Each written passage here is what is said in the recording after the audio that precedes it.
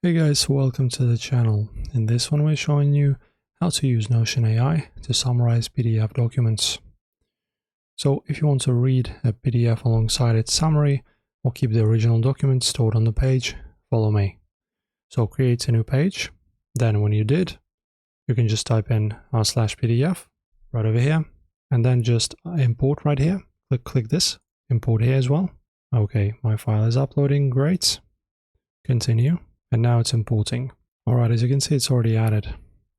After that, once your PDF renders on the page, press space and type /AI on a new line to open the Notion AI prompt box.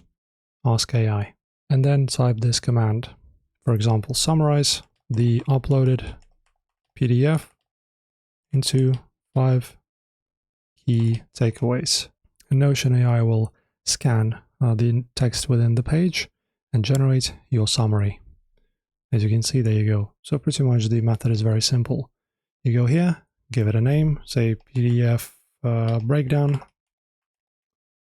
Then you go to the bottom, upload your PDF file. Then you go /AI right in the bottom, and in here choose this command and create this breakdown.